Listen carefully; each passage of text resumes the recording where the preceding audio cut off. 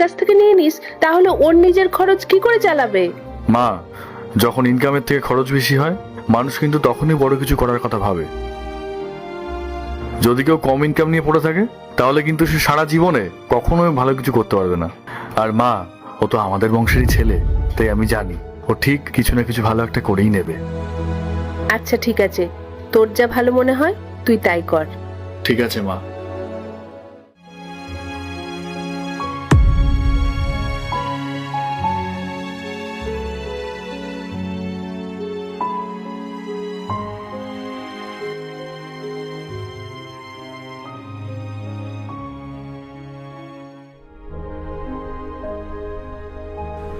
দাদা। হ্যাঁ বল। দাদা দাদা, আমি বলছি, আগে মাকে ডেকে নি। মা, ও মা। কি হয়েছে? এত রাত্রিবেলা চিৎকার করছিস কেন? মা, দাদা, তোমাদেরকে একটা সুখবর দেয়া আছে। কি হয়েছে ভাই? কি সুখবর?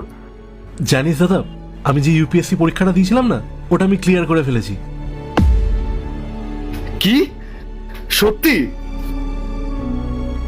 কিন্তু কিভাবে? তাও আবার মাত্র 6 মাসের মধ্যে?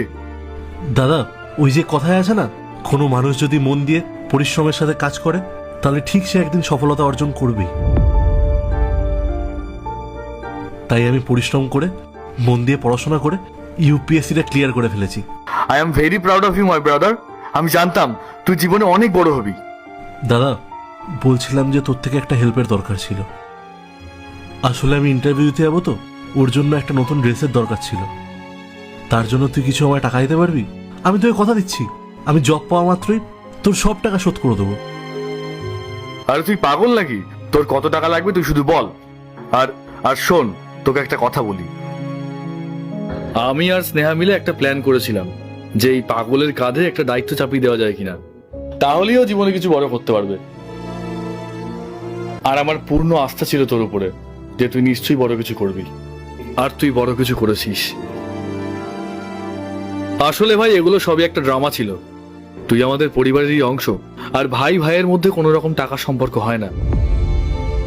যা আমার তাই তোর। কংগ্রাচুলেশনস ভাই। থ্যাংক ইউ বৌদি।